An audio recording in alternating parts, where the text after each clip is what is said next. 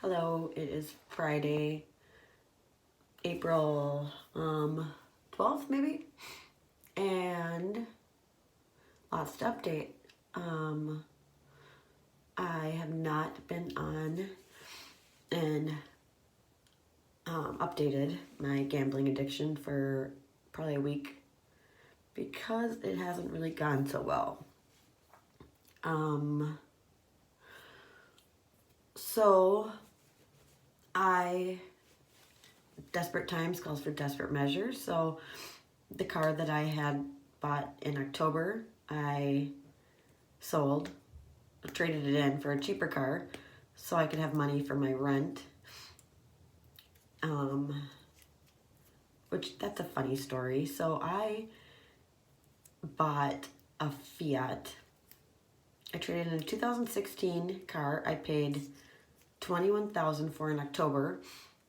And surprisingly, they gave me $2,000 above Kelly Blue Book value. So I don't know what was up, but I traded in a 2016 Jeep Renegade, 14,000 miles for almost $16,000, and I bought 2014 Fiat for like $10,000.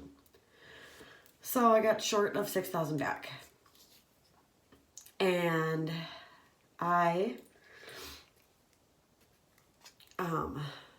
they gave me a check, but I could see my old behaviors when they told me that when I went to pick it up that I'd have to come back tomorrow to get it. And I'm like, nope, not going to do the deal. I mean, it was like, whoa, Angie, just come back tomorrow and get it. And I think by that time I had decided I was already going to go to the casino.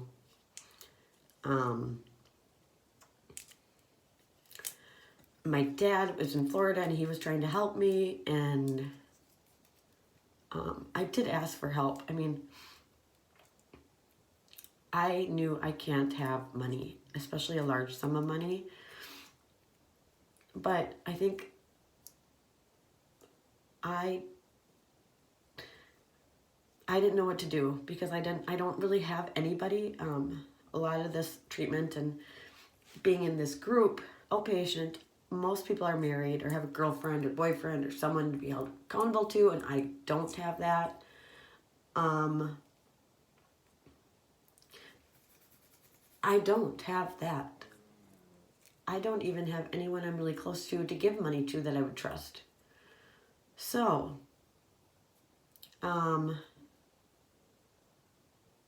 it's kind of been just me, and I don't know why people trust me. Like my dad's like, make sure you don't go to the casino. Okay, really? I have an addiction. So that's like saying, okay, it's kind of like when I got that large settlement. I felt like I was an alcoholic that all of a sudden inherited a bar, fully stocked bar. Like, what the F am I, like, except I didn't have anyone to pull the reins in and say, Angie, you know what, should you be doing this? So anyways, I got the car. It's bright yellow. It's silly. I took a picture in every car I tried on, and whatever one I looked happiest in, I bought. And so I did that with the Jeep too. Silly. Except 3 days after I bought it, I got stuck in my driveway because it's not like a Jeep. It doesn't have four-wheel drive.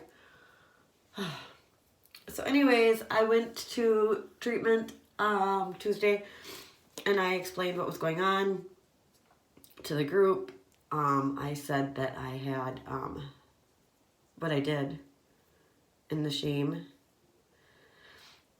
And I realized that when I am at that freaking casino, I cannot stop. I literally pray every single time I walk back up to that cash machine that they do not let me take cash out. Like, I'm like, please don't, please, decline. And when it doesn't, it's like, shit. Because I can't stop. I cannot freaking stop. So I am back to square one of wanting to go to treatment. I think without having that support, it's definitely a needed thing. people kind of laugh at me and they're like, you want to go inpatient? I'm like, no, I don't necessarily want to, but I want to be better. Because this is going to take me down if it doesn't. So, and everybody says that the inpatient, it'll change my life. Like, and that's what I need. I need to change. I need to show my kids how to be responsible adults. I need them to be proud of me again. I need them to know that their mom's not a freaking piece of shit that can't budget. So, like 6 months ago, before I got my settlement, I am in the same boat as I was then. What am I going to do with my kids? How am I going to pay the bills? My ex-husband is a controlling narcissist. He's a covert narcissist, like, to the T. Like, and so he has done everything in his power to make life very, very, very difficult. Okay, an example. It's funny how the year before we were going to get divorced, he had, like, I think $2 million in sales. I mean, don't quote me, but you'll get the gist. And we had, like, over $500,000 profit. Great. Well, fast forward to him knowing that we were going to get divorced a year before I knew. And that year we had, like, the same amount of sales, but we made $56,000. Okay, where's the rest of the money? And that's what the mediator said, and everyone said this, like, wow, there must have been taking a hit. Like, what the shit? And I knew, everyone knew, this isn't right. Like, where is it? What the fuck? But I would have had to pay $10,000 to hire somebody to look into the finances. So, guess what? We'll do the child support on $56,000. And you can use that each and every month for me to have to beg for it. Which, when you live with your girlfriend, which, honest to God, I really could care two shits and a fuck about his relationships. I don't care. I'm not jealous. I wish he was happy because him being so crazy. She obviously could afford her house before he moved in, so I don't understand. He told me that he can't pay the bills on the first because he has all his bills due. What bills? Like, she could afford it before he moved in there. Like, she's got, like, probably makes more money than you, so I don't really understand that. So it's just a way for him to just fuck with me. And it's just, I'm done with it. I'm done threatening. I'm going to go into this on a different video about our family wizard. I'm telling you, the narcissist is just too much. But right now we're going to go with gambling. So I realized that if I want to live, I need to get help. I spent my whole childhood at a very, very young age calling apartments and insurance companies for my mom's car at like 8 years old. Like, I remember them saying it's no smoking. I'm like, it's okay, she can smoke outside, which apparently I guess that wasn't okay, but I was always taking care of somebody. I had my oldest son week after I turned 20, and I took care of him. So I've always been a caretaker, and I think that has given me, my counselor said that that's given me kind of an excuse to use to say, like, oh, I've taken care of everybody, now I'm going to take care of myself, and I deserve to go gambling. I don't really think of it that way. I think that treatment scares the shit out of me because it is 30 days of dealing with myself and healing and not having all the crazy stresses of exes and bills and everything else to take me away from what I need to deal with. And that is the pain that I'm escaping by gambling. And so I'm kind of afraid to find out exactly. I pretty much know where that pain is, but okay, let's do it. Let's bring it on. Kind of like EMDR with my therapist. Like, who wants to go back and relive, like, abusive times and, like, go back and smell the smells and feel the feels? Like, nobody. But I guess if this is what I gotta do, then fucking bring it on. Oh, wait. I don't have anybody to watch Jackson. Well, my middle son said that he would, which I could go on, and I'm going to do another video on that because he's been like just like a rock. And I don't want that to happen because at family group, I learned from my oldest that when I was going through my divorce that he was my crutch, and that's what made him not want a relationship, or I don't know how he said it, but so I don't want Logan to be my crutch. Like, I really want to be an adult. But he's just been amazing, and he said that he would watch him. I'm not sure. I know he's 18 and he can, but I'm not even sure about him staying here by himself. So I don't know how I'm going to do the bills, but I just know that for me to keep waking up every day, that this is something I have to take care of. So I reached out to my ex. I said, I have to take care of this health problem. Please, like, whatever. Because if I don't ask, then I'm going to have worry the whole time that I'm going to get neglect and that he's going to take me to court. And that was my biggest fear, is like, I can't lose Jackson. Like, then I'm really going to be in bad shape. But I think I'll be in worse shape if I don't deal with this. So,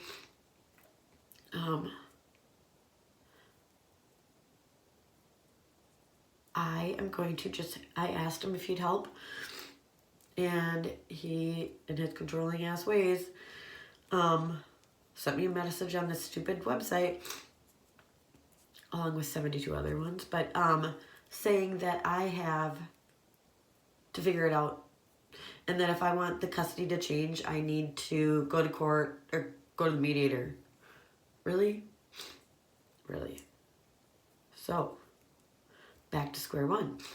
Except this time, I don't know what I gotta do. I mean, he used the gambling in my divorce to make it so he didn't have to pay as much because I gambled. And, you know, it's funny because I remember coming home from a casino crying to him and saying, I have a gambling problem. Like, I can't stop. When we were happily married, well, I think we were happily married. I don't know where he was at, but, and I'm just like, something's wrong. And that Christmas, he bought me a freaking slot machine. I don't really know if he was trying then to, like, because that was something they used in my divorce used against me, is she's got a gambling problem. Like, oh my gosh. So I don't know, but I don't know if he purposely tried, like, oh, she's got a gambling problem, let's get her a casino so then I don't know how his thoughts are. I really don't know if anyone knows his thoughts. I just know that they're all twisted. And I really, really wish that I would just have which I am going to have the balls, because this 30 days of working on myself, I'm going to have 30 days to think about nothing but getting this contempt charge and making him stop with the controlling. I will have plenty of support there for me to deal with these fucking things that have led me to the casino. And that is, every time I would get a message from him, and it was so freaking evil, I escaped. And how did I escape? The casino. When you're going through a 2-year divorce, divorcing a narcissist, my escapes were pretty frequent. I needed escape frequently. So now, after not having those messages since August, and it's April, having to see 72 of them, which is so stupid. He could see it. I'm not opening the messages or logging in since August. Why he's still sending me messages, knowing I'm not going to see him, even about things that are apparently urgent, because he's a narcissist. And that's just what he does. So all these threats about taking my son away, I'm not afraid anymore. I know that I'm going to get better. And I know that when I come out of this treatment, I'm not going to be afraid, and I'm not going to be controlled. And I'm not going to need to go running to a frickin' slot machine every time he sends a message that's threatening to hurt me, because he won't be sending those messages anymore, because I'm finally going to take all this pain that I've held inside and turn it into anger and get angry and stop allowing him and other family members to control me and hurt me, because I always say I'm sorry. Always. That's a huge problem. I think that's why I get manipulated so easy, because I'm afraid to stick up for myself, usually, because I hate conflict.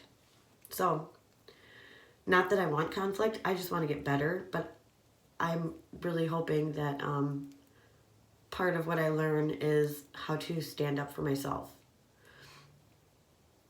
And I'm scared shitless. And then I was at Quick Trip today, and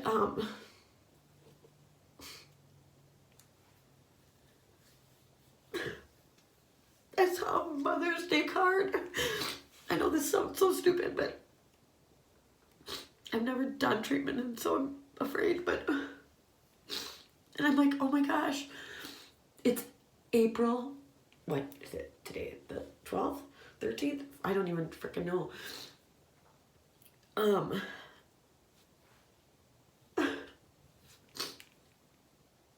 And I looked on my phone when I was there to see when Mother's Day was, and it's May 12th. And I'm thinking to myself, I'm going to be in treatment on Mother's Day? That's sad. And then I stopped myself and I'm like, no, this is going to be a great thing, because I'm going to learn all the skills to be a better mom and to take care of myself that I never got to learn. And that to me sounds like a really great Mother's Day gift. So, I don't know, as soon as I can figure out at least the weekends for my youngest son, because I think that during the week, I mean, his brother's 18, which I'm sure he's going to use that against me too. I mean, I'm honestly sure, just because I think people feed off drama, but as soon as I get it figured out, who can take him for Easter and like the weekends, then I'm gonna be gone. I'm going to go like first thing. Like, I'm so scared, but I'm so excited. And today I went to my my GA meeting, and it's my second time going, and I really like that group. The like 3 guys from my treatment that I know, like, they like saved me a spot, and there's like, yeah, and that's like the one place I can go and I don't feel like they're trying to hook up. I mean, they just seem like really nice people. They have great wives. Like, that's what I'm lacking in my life, like good people. And because of the trauma of my divorce and losing all my freaking family and friends based on Jeff's bullshit projecting, I just isolated, so I didn't really have anyone. So it feels really good to have people that believe in me. And this guy said at group tonight, after I talked, and I just bawl like half the time at the group, I can barely talk. But like, you talk, and then they can like, people can like comment on what you say when you gotta tell your story, like the first step. And this guy said to me, he's like, you know,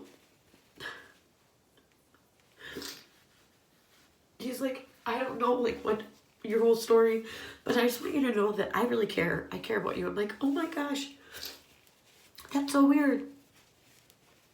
One more thing, on Tuesday, I relapsed and went back to the fucking casino, and I told my boss that I couldn't work because I was going to this gambling thing.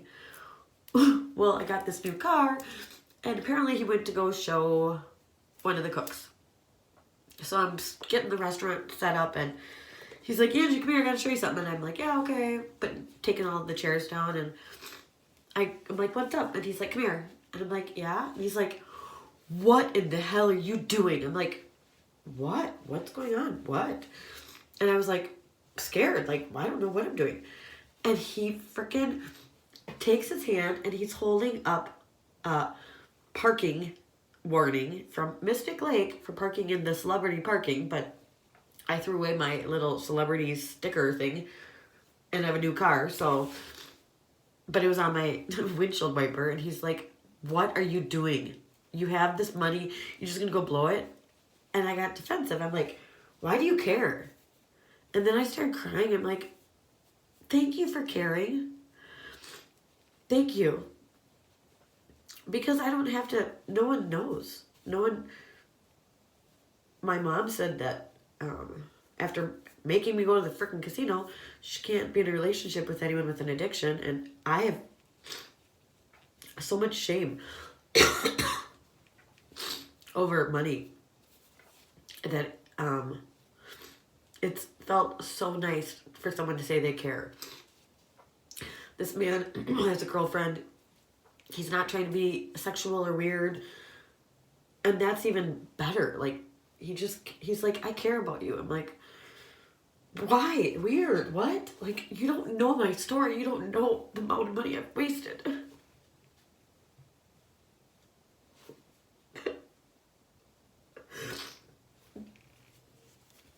So I'm going to close with saying that today I realized I always felt like I was my most comfortable in a casino. That I felt like I was at home and just relaxed and just okay. And that was like my place. And now I realize from my second group tonight, I have that same feeling. So again, I am doing this video for people that are struggling with gambling addiction because it sucks. It fucking sucks. I would rather have a baby every single day than, no, I wouldn't. I mean, I don't know what I'm comparing it to, but I'm just saying, for the people out there that are watching this, it's hard. But I hope to prove whenever my next video is, because I won't have a phone, but I'll journal about what's going on there, how it's going. And hopefully this will help someone. And I'm just being super real and super raw and just saying how I feel. I'm not editing anything. I'm in the bathroom of my freaking townhouse because I don't know where else to go, and I think the car is kind of silly, but my eyes are so swollen, so I don't really want a close-up. But it's just me. It's just Angie. It's just real. And that's what I'm here for. So hopefully, if this helps anybody, it'll be worth it. Even with the swollen eyes. Thank you.